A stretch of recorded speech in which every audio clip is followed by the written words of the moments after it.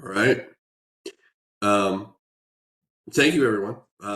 Welcome to the Wednesday, the 24th of April meeting of MBAC, the Mayor's Bicycle Advisory Commission. I think we'll go ahead and start with the agenda. We'll just share that on the screen for purposes of the recording. As you can see, we got a lot to discuss today. And not a lot of time to do it. So we'll just dive in. We'll start with some commission updates.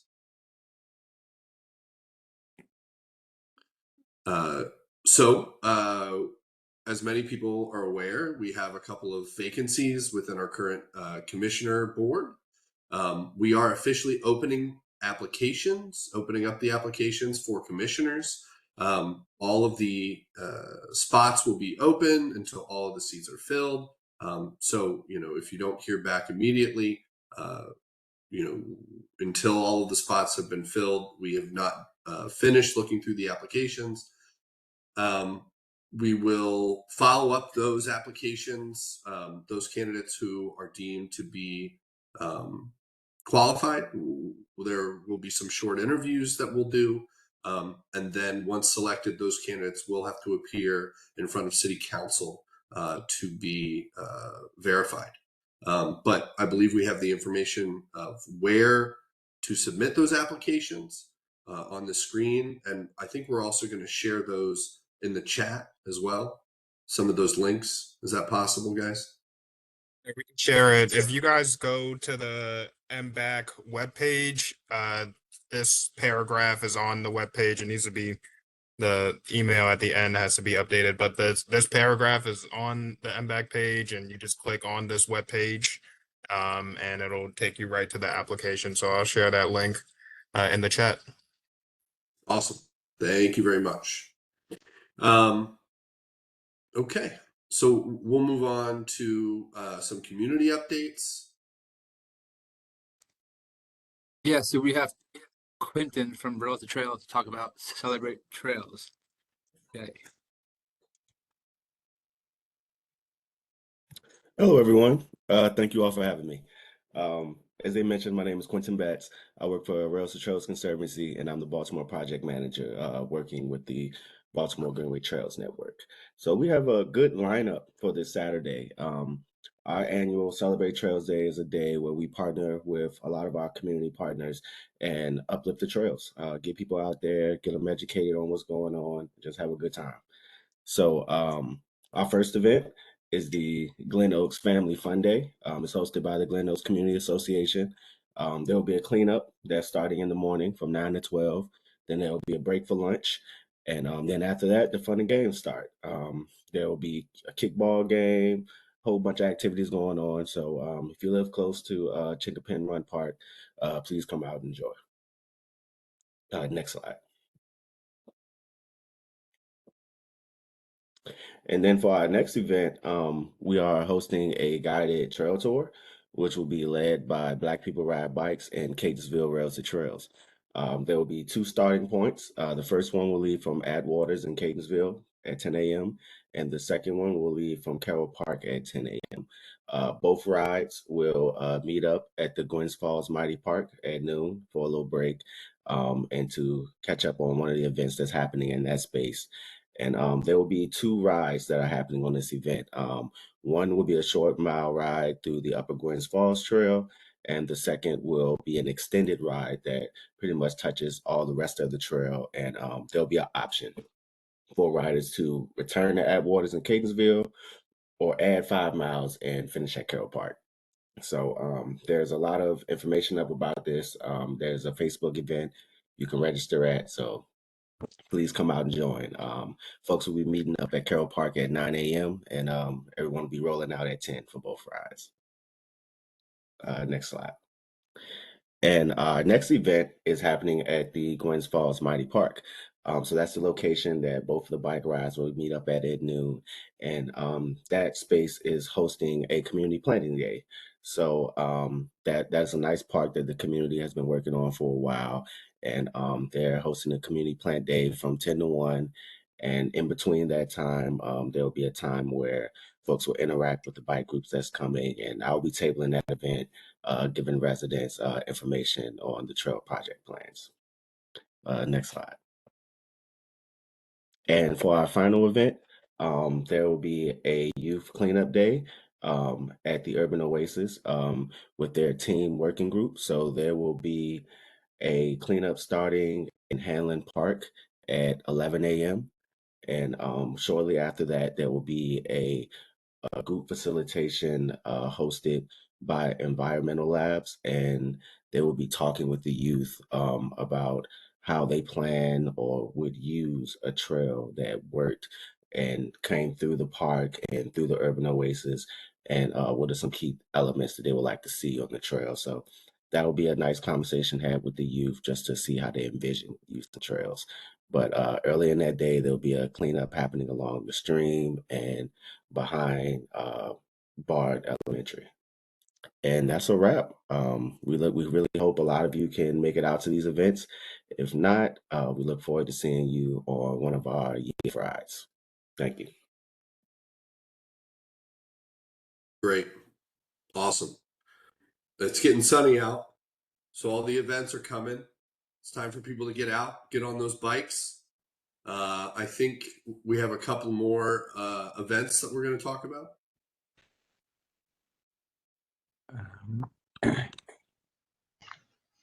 Hey everyone, this is Caitlin. I work with DOT. But for May, Bike to Work Day is coming up. Bike to Work Week will be starting on May 13th and going through the 19th, with Bike to Work Day being that Friday of that week, so the 17th. If you scan this QR code or just Google Central Maryland Bike to Work Week, you will be taken to the registration page, and if you register, you can get a free t-shirt. There's also a calendar of a lot of different events that are happening both in the city and surrounding counties. If you're interested on actual Bike to Work Day, DOT and other community organizations will be out and about at pit stops where you can stop by and see all of us on your bikes and get some goodies. The mayor will be biking to work, so stay tuned for lots of fun.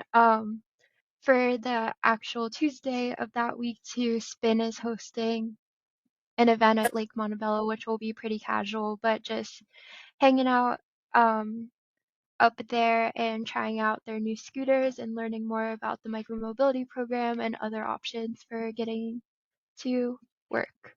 So I think that's the only slide from me here. Awesome.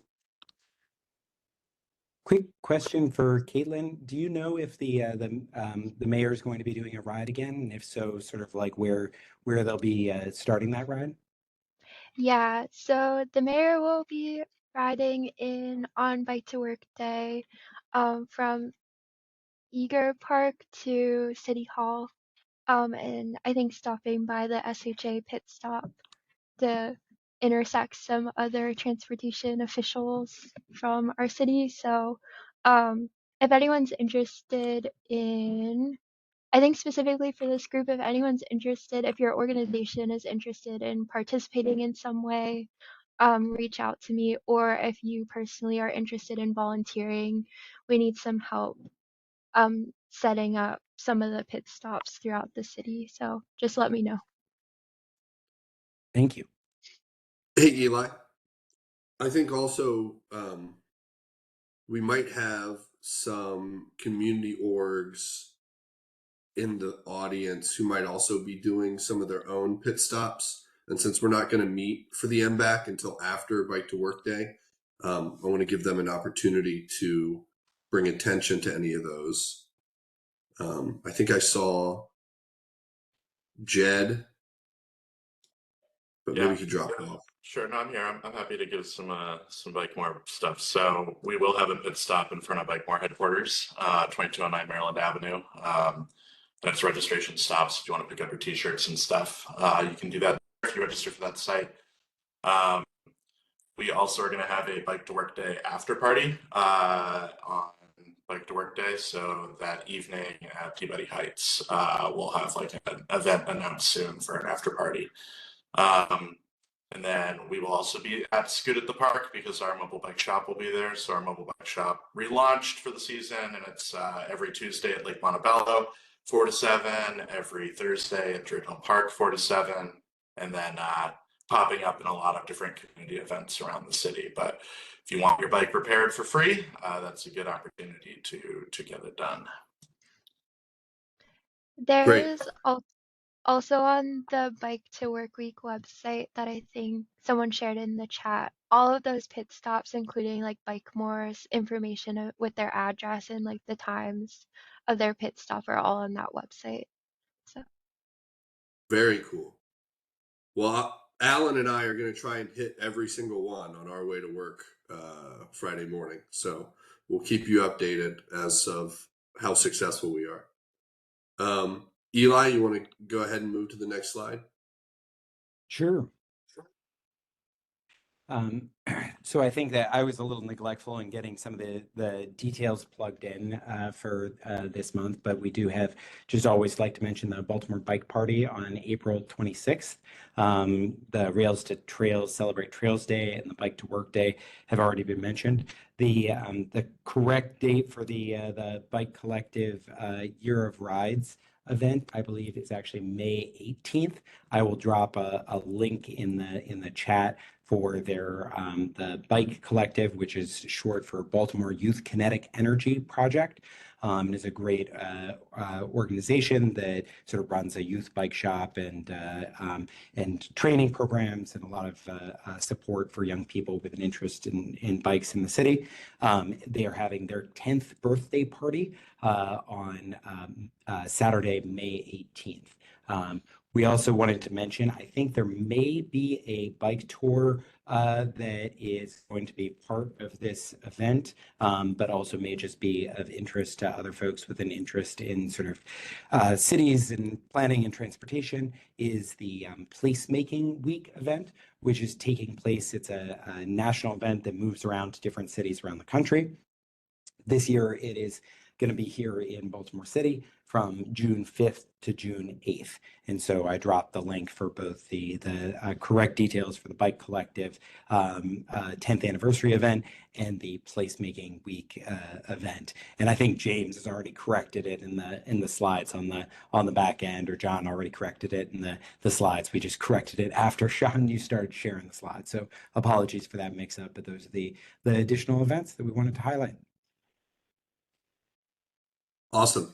Cool.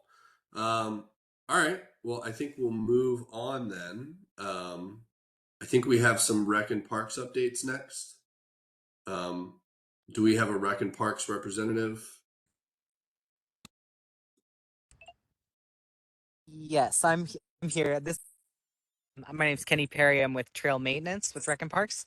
Apologize for the winter version of this slide, but had some technical difficulties and a busy week on the trails this week. But the only big thing I wanted to plug is that our Gwynn Falls renovation, as you see mentioned there, is still in that final phase. But I have some updated photos I would have liked to share, but sounds like we're gonna have folks out on the Gwynn Falls Trail to see them in person.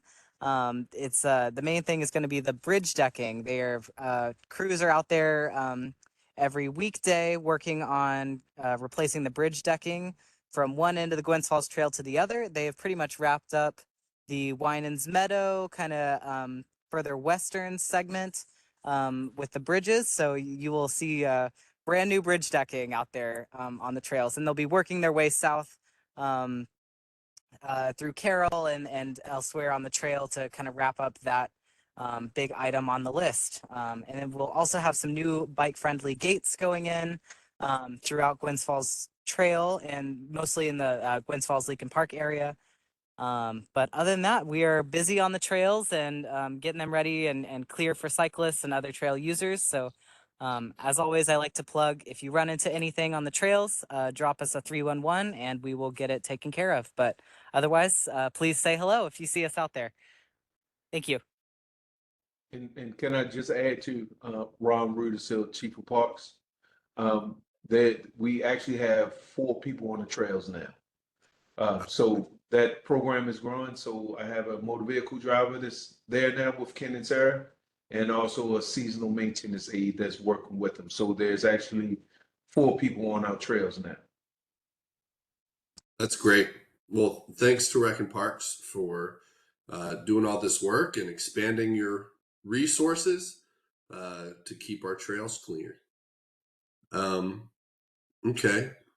So I think next we've got some DOT updates. Is someone from DOT going to work Yeah, through so these? so on this slide, I wanted to introduce our new transportation services and red line coordinator, and he's actually on the call as well. Hey, good afternoon, everyone. Thanks, John. Yeah, my name is Brett Thorne. I started at DOT just a little over a month ago as the new Chief of Transportation Services. In that role, I'm overseeing the Charm City Circulator, the Harbor Connector, the Dock Master's Office, the Dockless Vehicle Program, and then also doing a little bit of work on the Red Line. Happy to be on board here at DOT. Just kind of like a 15-second bio. I finished my graduate degree at the University of New Orleans, which I don't know if there's any UNO alum on this call, but I know there are some sneaking around the halls of Baltimore city government. So finished up at University of New Orleans and then moved to Baltimore in 2020, worked for a little bit at the parking authority, went over to consulting, and just about a month ago started back at DOT. So happy to be here. And if anybody ever wants to talk transit or transportation or bike issues or anything like that, I'm here and happy to talk. Thanks, Brett. I have also met Brett on a couple of calls, and he seems very nice and super smart. So we're excited to have you, Brett. Thanks for joining us. Thanks, John. All right. Is someone gonna go in detail some of the legislative pieces? Yeah, that's gonna be me. So last month we gave you guys some updates on some bills. So red are the bills that did not pass, unfortunately, and green are the ones that did. And I have a little paragraph I'm gonna read from, so let me do that. So the first bill, HB 0337, the vehicle laws, bike lanes and shoulder yielding of the right of way. This bill is the driver of the vehicle must yield the right of way to the person who is lawfully riding a bicycle, assisted mobility device, or motor scooter in a designated bike lane or shoulder if the driver of the vehicle is about to enter or cross the designated bike lane or shoulder. This bill help establish increased penalties for drivers who violate the requirement, and if the violation contributes to serious physical injury or death of a person riding a bicycle, electric personal assistive mobility device, or motor scooter in the bike lane or shoulder, they'll be subject to the violator will be subjected to imprisonment not exceeding 2 months or a fine not exceeding $2,000. So that's the first bill that passed. That I don't actually believe I covered that last month, but that's one of the big bills that passed this session about bike lanes. The other bill that I did cover last month is talking about the Vision Zero Advisory Commission. So this the Vision Zero program was established in 2019 and was designed to eliminate all traffic fatalities and major injuries. SHA, the State Highway Administration, is required to perform an infrastructure review of each pedestrian or bicyclist fatality that occurs in the state highway or intersection of a state highway, and to conduct infrastructure reviews of roadways within 6 months after being notified of a fatality. This bill expands the responsibilities of the Vision Zero coordinator within MDOT to identify strategies to achieve the Vision Zero goals by 2030 and analyze SHA infrastructure reviews after traffic fatalities and advise the governor and state and local agencies on the implementation of Vision Zero and associated policies and programs. So those are the two bills, or a little summary of the two bills that have passed. Obviously, all this information, what I just read to you guys, is available on the Maryland General Assembly website in their 90-day report, which I will link in the chat.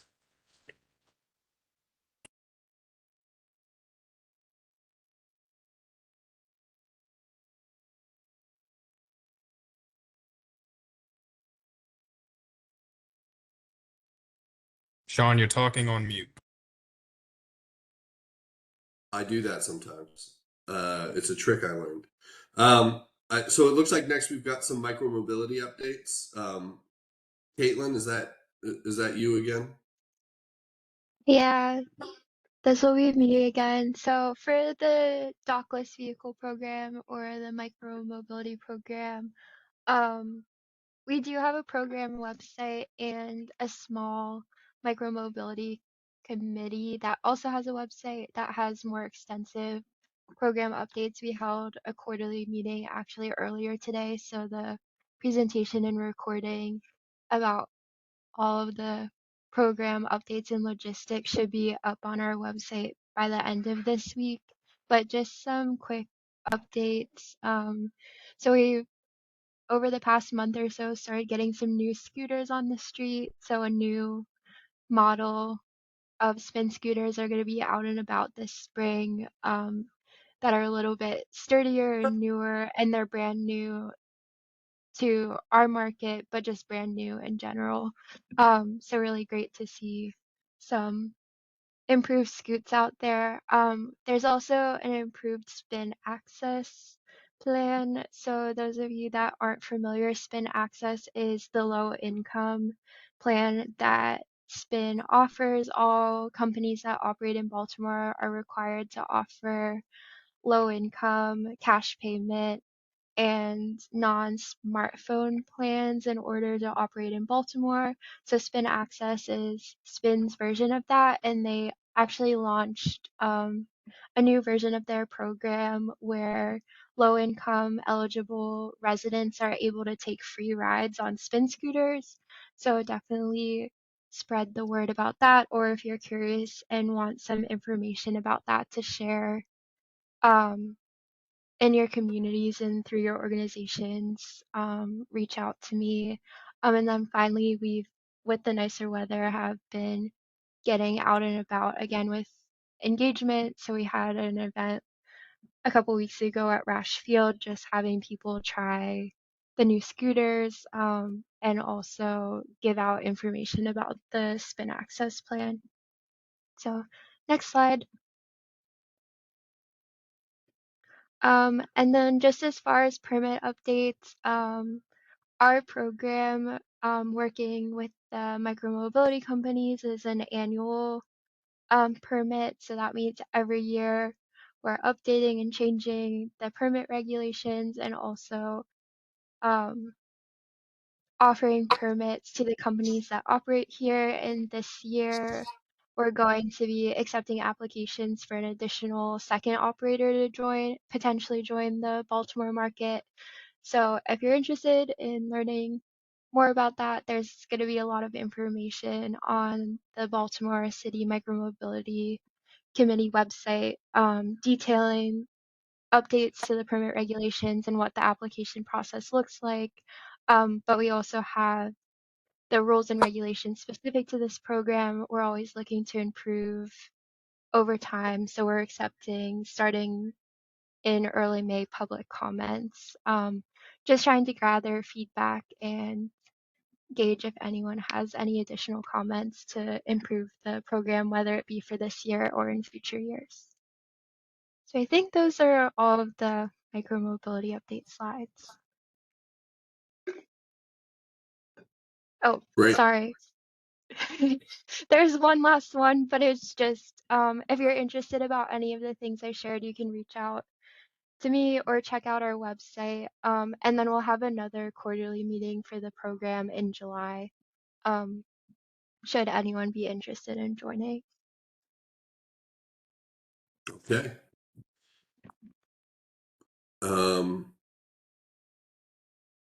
Great. So I think now we're going to move. John, I'm assuming this is your show to run. We're going to talk about some project updates.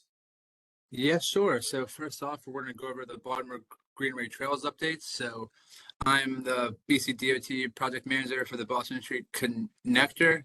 So we've made some progress in the past 2 months here. So we've had the agreement approved by the Board of Estimates on 4/16/24. We have chosen a consulting firm. We're going to be working with Kettleson, and they're preparing a scope of work and taking the lead on this project.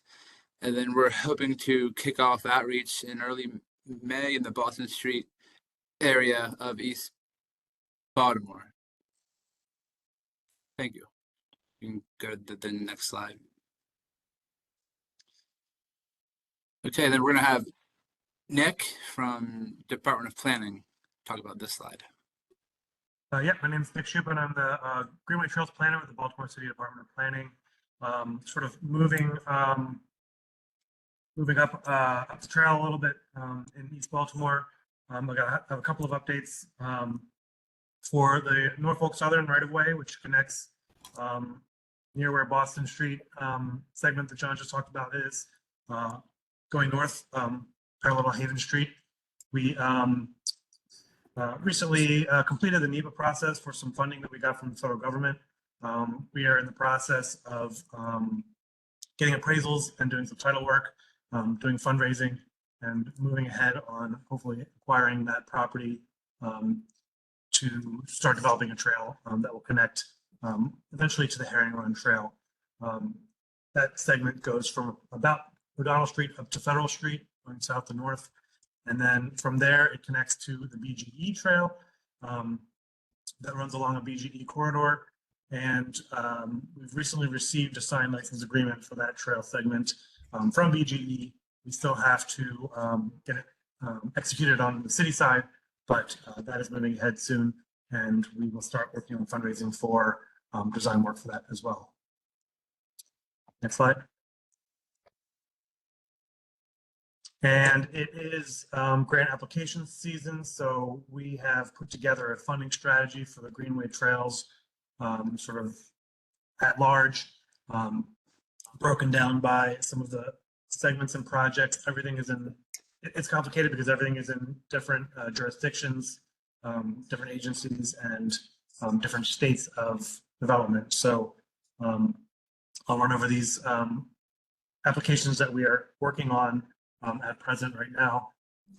For the northern segments, those segments that are from Druid Hill Park over to Lake Montebello, that's really like Wyman Park Drive and East 33rd Street. There's a carbon focused funding program that the Department of Transportation is seeking a grant for full design. And we have our eyes on a transportation alternatives program for construction costs for that project. Going back over to the eastern segments, Norfolk Southern, we're looking for acquisition funds at this time. I've applied for Outdoor Recreation Legacy Program, or I'm in the process of applying for that. And even more promising is the Maryland Green Space Equity Program, which is another green space acquisition grant program from the state of Maryland that isn't online yet, but we're expecting this summer to that program to launch. And that looks like a promising means for acquisition for Norfolk Southern. Over in the middle branch, South Baltimore Gateway Partnership is sort of the lead coordinator because that section is in both Department of Transportation right away on Parks property and in private development areas. So we're helping to coordinate, but we've got a number of grants that we're seeking as a team. The Maryland Bikeways is sort of the first step to develop some match funds to go for ATIP, which is a new program, Alternative Transportation Infrastructure Investment Program. It's a US DOT grant for some of the construction costs. And then they also have identified the Land and Water Conservation Fund from the National Park Service for some additional construction costs. And then over by Jones Falls Gateway, Penn Station Partners is and Department of Transportation are working together on a grant that will help to connect the Penn Station project to Jones Falls Trail and a number of the neighborhoods and area and other infrastructure. So those are the big ones. There are a few others that we have our eyes on that we're working on sort of in the long term, but this is what we're working on. Things are moving ahead, but slowly but surely. It's a long process, but we're happy to do the work. And that's what I have. Excellent. And then for this slide, we have Ethan from Department of Planning as well. Thanks, John, and thanks, Nick, for that tour around the Greenway. And just want to echo all the collaboration that's going on for those grants. Really trying to leverage the limited use resources. Everybody busy within a given department, but we're all working together. DOT, planning, South Baltimore Gateway Partnership, and Rails to Trails doing a tremendous effort to help with some of the grant writing. So given where we started a couple months ago, I think it's really exciting that we're going to be able to get so many applications out between now and June. But at the other end of the pipeline, we do have a couple projects close to starting construction. So one is that are construction projects that are part of the Greenway network. Both are within the Gwynns Falls Trail, the lower Gwynns Falls Trail footprint. So one is the Warner and Stockholm Street reconstruction.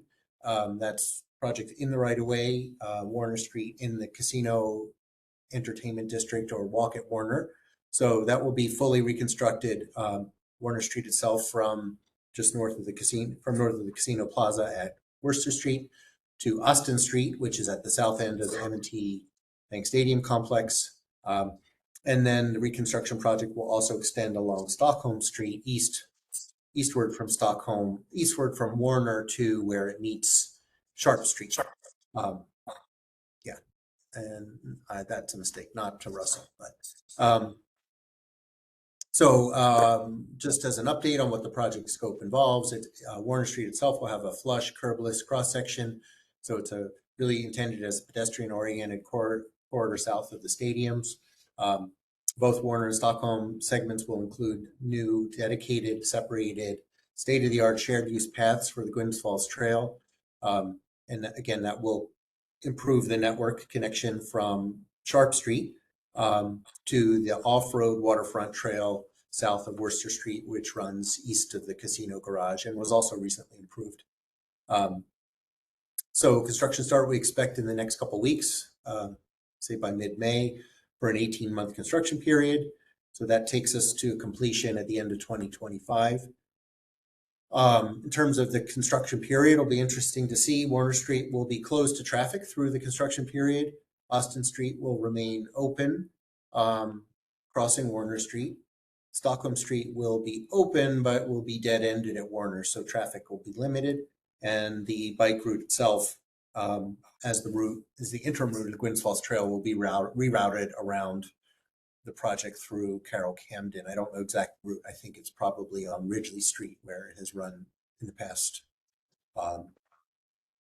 And then related to that, so just north of Stockholm Street, when you go up, for those of you that use the trails, going up Sharp Street, a block or two away is Sola Gibbs Park, and the Gwynns Falls Trail is mapped and runs through the park. So final design construction documents are nearing completion for full renovation of Sola Gibbs Park. That's a BCRP project funded in large part with casino impact grant funds as well as other state funding.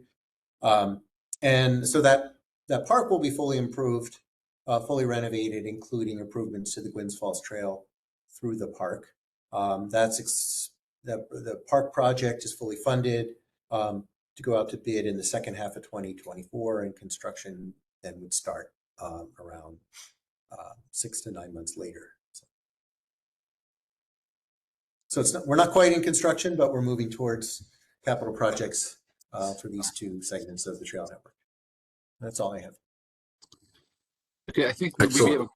we have a question from Jed, I Okay. believe. Yeah, thanks.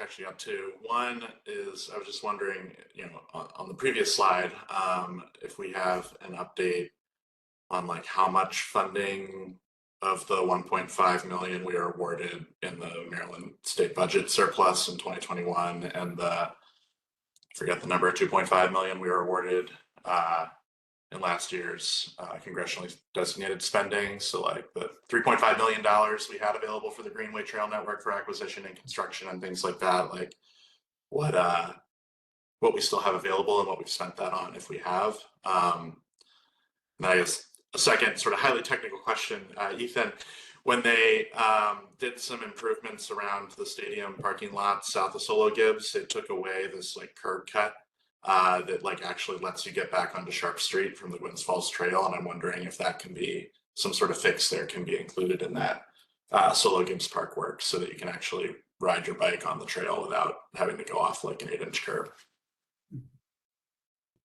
Sure. Let's glad to follow up with you on that and get that detail and communicate that to Rec and Parks and DOT. And if I don't know if that's not right away. That's between the highway and the park, I guess.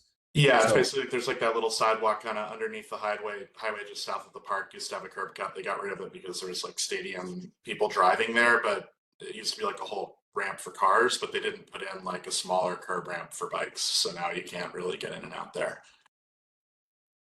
Okay. So yeah, we could follow up. If you and I could follow up, we could reach out to the stadium authority about that, or find out if they were responsible for that, or was it MDTA? But For the Great. funding question, the NEPA process that I referenced earlier, we recently completed that process to access the $2.5 million federal earmark. That money is still ticketed to go towards Norfolk Southern once we have a negotiated price, and the 1.5 million state capital grant is also ticketed to go towards Norfolk Southern. So those funds are in reserve to try to acquire that property. Awesome, thank you. And I assume you guys are also talking to MTA so that if they do select the Norfolk Southern corridor as part of the red line alignment, maybe that can be put into the multi-billion-dollar project for acquisition, and we can use this 3.5 million for other fun things. Yes, we're working with MTA. Once they select a route, we will be sort of coordinating on how that will work exactly in terms of the technical acquisition. But yeah, we're working with them to make sure it all works together. Great, thanks so much. Okay. Oh, okay. So for this, yeah, so I can introduce. We have Charlene from Baltimore Metropolitan Council to talk about the Bikeable Baltimore Regional Project that me and Nick Tupin are on as well. So, Charlene, the floor is yours. Great. Thank you so much for having me today. As John was saying, my name is Charlene Mingus, and I'm the Active Transportation Planner at Baltimore Metropolitan Council. And we are working on a project to develop a vision for a regional bike network for the Baltimore region. This would be the first regional network plan for Baltimore. So it's very exciting. Go to the next slide. Let's see. So the name of the project is Bikeable Baltimore Region, a plan for a safe and connected biking network, and that was developed in collaboration with our steering committee that John and Nick are on. It's a unified planning work program project. Getting into the weeds, but that's something that the metropolitan planning organizations can use to fund consultant projects. It was originally conceived as being the vision for a regional bike network name, so it's been changed. Next slide. So the purpose of the project is to develop a regional bike network vision that's equitable, connected, comfortable for all ages and abilities. So we want it to benefit the region by improving safety, equitable access to housing, jobs, transit, schools, and core services, and also understanding that recreational amenities while also increasing active transportation rates. Next slide. So the project kicked off in December of last year.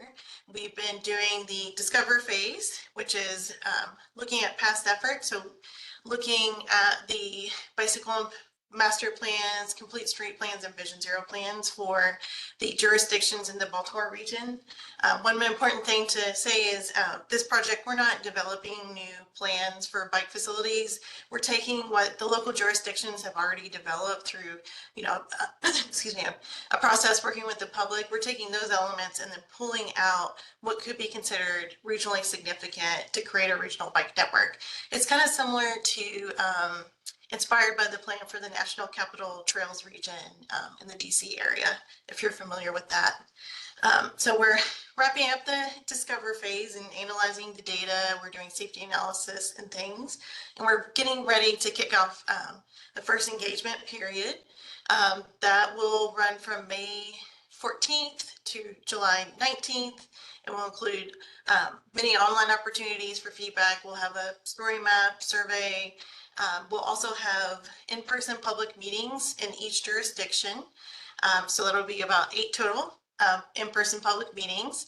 And then we'll have 3 virtual meetings to give people an opportunity if they can't come in person. So we'll take that feedback and then develop criteria to identify that regional network. We would then develop prioritization and an implementation plan to look at what could be built in 5 years, 10 years, or 20 plus years. Also looking at costing, looking at the impact of the build out of the regional network. So if it gets built, is it reaching vulnerable populations? Is it reaching areas where demand for biking is anticipated? And then we would have a comment period then. And then after that, we would do the final plan. So we would then bring that out to the public. So next slide. And I forgot to mention, the project has a steering committee, which is made up of representatives from the local jurisdictions, such as John and Nick. We also have people from MDOT. And then we have an advisory committee, which is a larger group, and it's made up of representatives from around the region, organizations like Bike More. Jez is going to be on that group. We have Black People Do Your Bikes. We've got a bunch of different MBEC members been invited. So we're trying to get a different representation for that one. If you go back one, sorry, I skipped ahead on myself. So with this listening phase, as I mentioned, we're doing 8 in-person meetings and 3 pop-up or virtual meetings. We'll then have that later phase where we'll be presenting the regional bike network. There's less meetings with that one just because of budgetary considerations, but we're going to have virtual meetings and in-person meetings that are a little bit more kind of discussion forum style. Another thing we're doing, which we're really excited about, is something called a handlebar interview. Consultants are going to go around to at least 6 locations around the region and kind of put stuff at like trails, different areas, and talk to people who are biking or who aren't biking, who might like to bike, and just get ask them certain questions about, what would they like to see, why do they like to bike, why would they like to bike, and getting kind of that first person narrative. We're hoping to get photos of those folks with a quote to really convey that there are a variety of people who would like to see the bike network completed in the region. And next slide. So as I mentioned, the advisory committee is large. It's about 79. I think I'm going to echo. There are about 79 members to represent the jurisdictions and then region-wide. So we sent out invitations to these groups. We've heard back from about half of them. So if you're with this organization and you want to see if If you've gotten someone who's reached back out to us, you're welcome to contact me, and I'll put my email in the chat. So the next slide actually shows the organizations that are Baltimore specific. So it does include some DOT staff, Mayor's Bicycle Advisory Commission, Baltimore City Public Schools, Rec and Parks.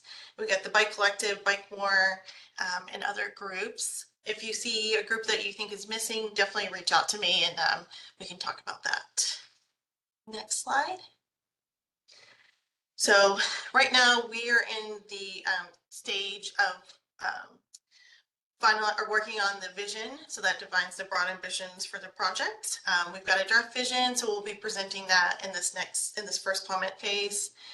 It will also have the goals available to get feedback from people, and those will feed into objectives, which are specific things that like help us reach our goals and vision, and then performance measures that over time this could be tracked to see if there's progress towards creating the regional bike network, and that makes it much more transparent for the public.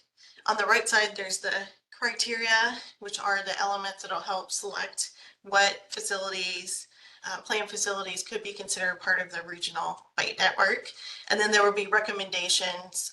So they could be policy recommendations, project level recommendations on here's what we need to do to help move these projects forward. Next slide. So go next slide, sir. So what we're doing right now with the, we're doing existing current conditions analysis. So we're completing a demand analysis. So looking where is the most demand for biking. That's actually going to build off of the short trip opportunities areas analysis that the state did with some additional factors in there.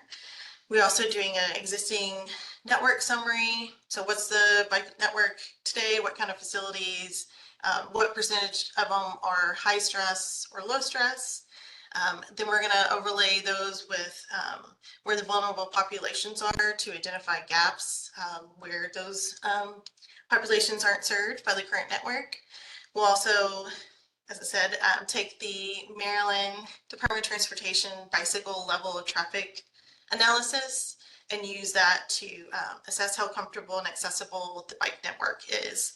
And we've actually also will be applying that level of traffic stress to the planned facilities, which actually currently hasn't been done yet. So that's exciting. We're also looking at mode share. So the consultant was able to get some data from Replica and look at mode share for each jurisdiction, but also within, I think it was census block groups, to highlight different areas that may have higher biking rates. So there's some really interesting information from that. And we'll also be building with the safety analysis, we'll be building upon the previous safety analysis work that's been done at the state level, and with the locals, there's a lot of great work that's been done, and then identify some other ways that we can look at critical safety issues in the region. Next slide. So this is just showing you the demand analysis. As I mentioned, it's using the short trip opportunity areas work that the state has done, which looks at population and employment density, transit and school coverage, and zero car households. We then, based on feedback from our steering committee, are going to lay over park and rec areas, so green open space, our equity areas, and then the existing network and the bicycle accessibility analysis that we'll be completing. Next slide.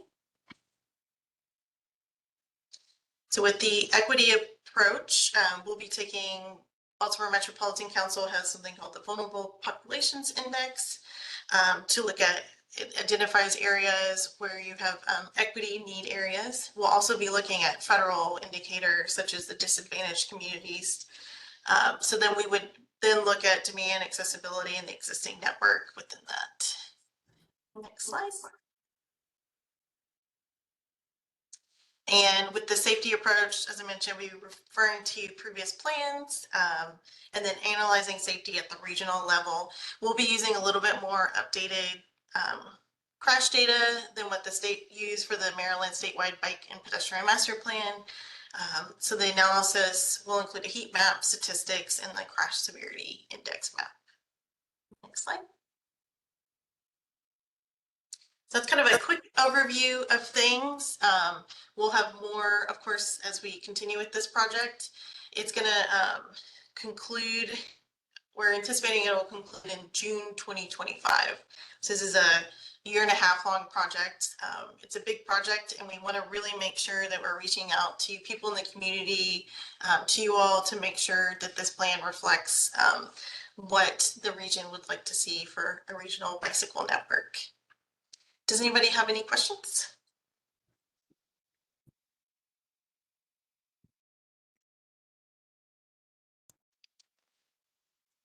I don't have any immediate questions, but I do really appreciate both the presentation and the effort. I guess one question that had occurred to me in the first half of your presentation was whether this was what the impetus for this was, whether there was any kind of like, is there like a federal or state sort of like mandate that sort of like makes this make sense, or was it more just about that BMC is seeing like projects flow through local, but that there isn't this kind of document to coordinate efforts?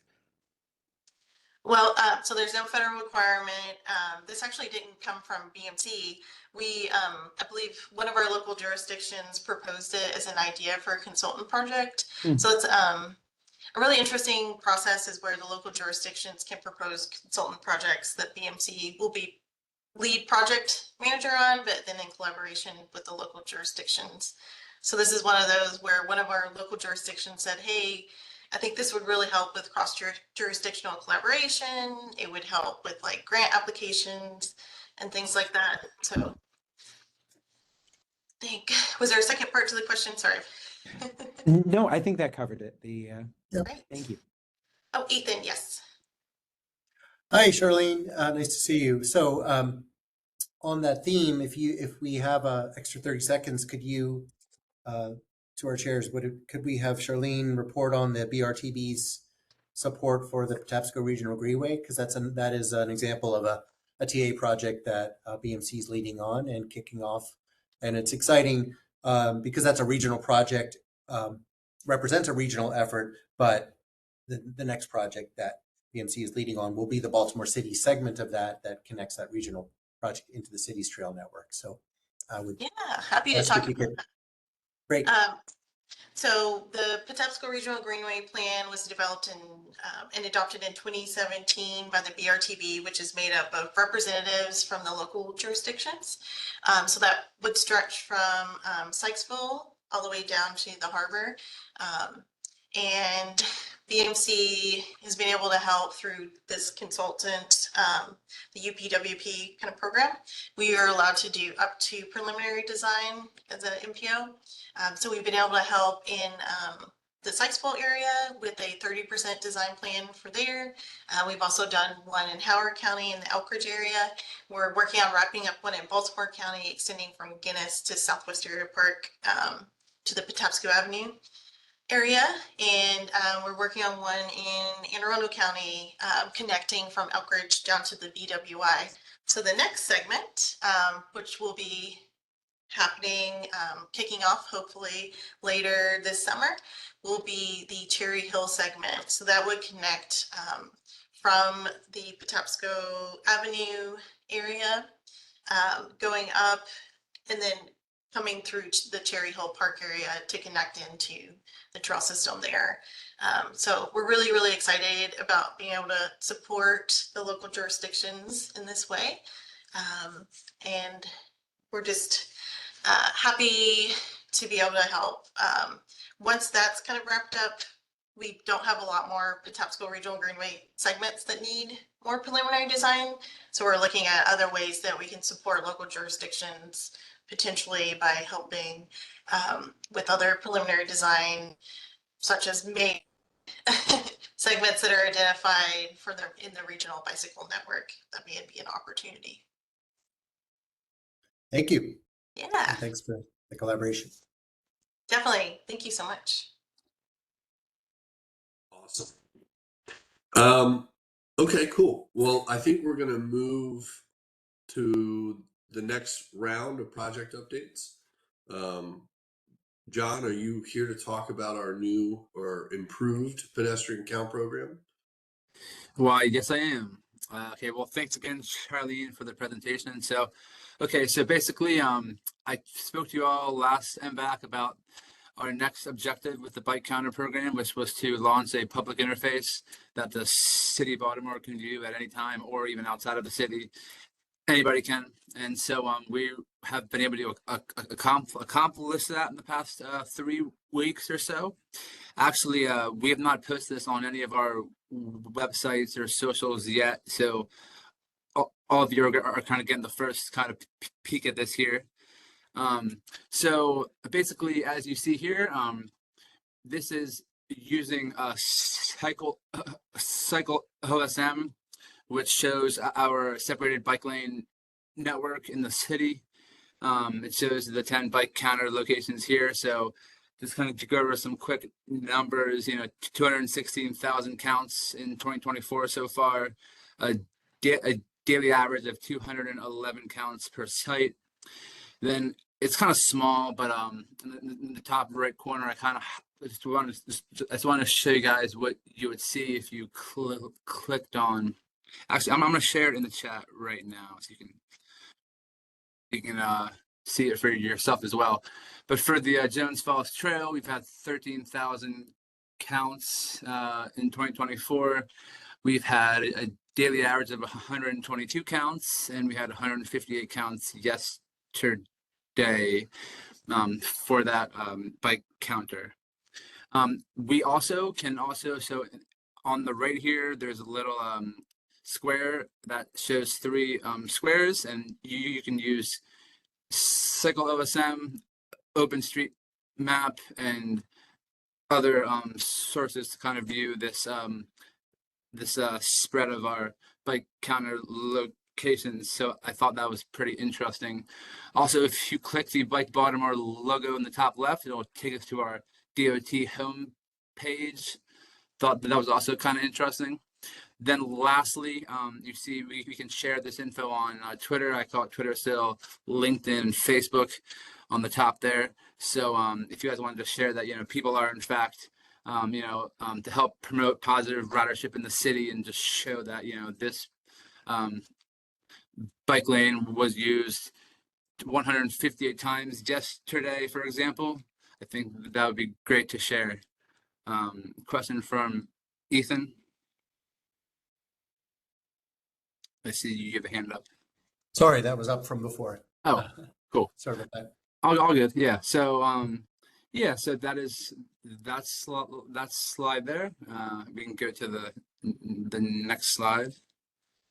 Yeah, so make sure you all click that link and view the page and kind of play around and see what all of you think. So as all of you know as well, we worked with Rails to Trails to install 4 new bike counters on trails, Jones Falls Trail, Gwynns Falls Trail, Herringbourne Park, and the Middle Branch Park. So this here is the construction schedule that shows you that in the month of May, from the 20th to the 31st, we're going to be installing all 4 of those counters in Baltimore City. Those counters will be added to our Bike Baltimore at ecocounter.com site to see them on the public interface. So very excited about that. And so that's kind of where all of us are with the bike counter program so far. So we've made a big accomplishment in kind of moving this forward. Our next step would be to still, we have funding to still add about 8 to 10 more bike counters, which I've been working on throughout this 2024 calendar year. So excited to launch 10 more counter locations soon. And if any of you guys have suggestions for specific areas where you would like to have the counters placed, definitely send me an email and I can consider that as well. So yeah, you can go to the next slide. Cool. So to close out this MBAC, I just want to kind of highlight our bike rack installation program. So I run this program with DOT, and I'm going to post the link in the chat right here.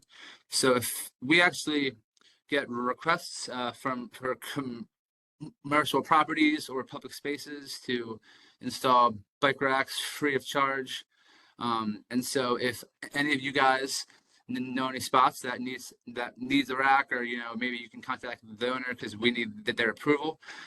We can fill out the form, and you fill out the form, you would apply, I would receive it, and then I would kind of go through the very short approval process and send it out to be installed. So these are 2 racks that were installed, one in Remington at Old Market Barbers, and then one on Boone Street. And actually the one on the right there is going to be used for the NDC Placemaking Week pop-up event. So we wanted to make sure that we had that one installed. And so those are the 2 links that you guys should both should all view. And that's the end of my bike program updates. So thank you.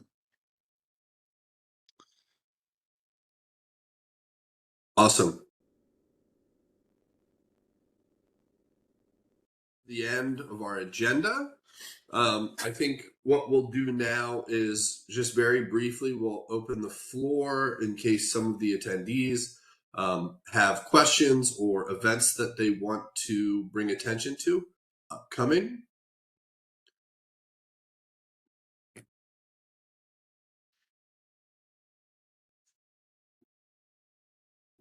Okay. Jed has his hands raised. Jed, you can go ahead. Well, thanks. I would love to see just where we are in the process of some of our existing bike facilities. And I know since we were able to keep the highway user revenue increases in Annapolis, but we're not necessarily expecting those, we might actually be over programmed a little bit on funding in terms of project execution. So it might be nice to see what projects we might be able to accelerate that were in the CIP in terms of bike infrastructure. And then, well, that's it. I think it would be nice to sort of see where we are at on all those projects that have been sort of in the hopper over the past 5 years, but we haven't seen a lot of progress on, and then how we might be able to accelerate those with those funds. Also, I know it's repaving season, so I haven't seen a new orange cone list or list of streets posted for resurfacing and the complete streets treatments that would be going with those. But I think that would be something that would be nice to be provided to advocacy members of the advocacy community as well. Thanks. Thank you, Jed. So I think what we'll do is we'll let John, and if you don't have a full answer of all of the projects, we can take that question via email to give you and your team some more time to answer. Yeah, I don't expect an answer on any of this right now. Just it would be nice if we could. I'll write it up in an email, but if it could just get reported back to folks that regularly attend these calls, I think that'd be helpful. Yeah, Jed, I think you're. So, John, I was going to say, I'm not quite sure if you do have any responses at this time because I know that there have been some budget shifts. But if you do have something that you want to share, I'll go ahead and give you the floor to do that. Yeah, I mean, if allowed, I can definitely share, the CIP bike program completed documents, just to kind of see the overview of which ones we have in the CIP, if that's allowed, and then I can. So yeah, I have no issue doing that. Maybe for the following event. So when we all chat again. Sure. Okay. Yeah, that makes sense. So yeah, as we stated, as you recognize, Jed, money has been reallocated or I guess saved, for lack of a better term. And so we're looking at how we're going to be reallocating these across these various projects that we have so we can get some adjusted timelines as well as update that orange cone list that has been shared with the council representatives, but we were waiting on final say from them just to make sure that everything is in alignment with what has been asked by their constituents and has been prioritized the correct way. So that will be forthcoming.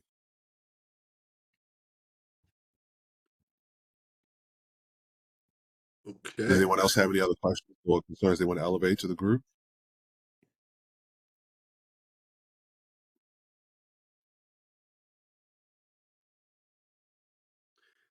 All right, Sean, I will turn it back over to you to go ahead and close us out. Thank you very much, Alan. So I will go ahead and motion to adjourn. Seconded. Seeing that seconded, I will go ahead and adjourn this meeting. Thank you, everyone, for attendance. And thank you to all the presenters for putting all of that information together. We'll see you next month or in 2 months. Have a good evening, But everyone. hopefully at the Bike to Work Day event. I'd Oh love to yeah, see that all of too. you. Oh, for sure. All right. All right, folks, have a great one. All right, Thank you. Bye, everyone. Thank you.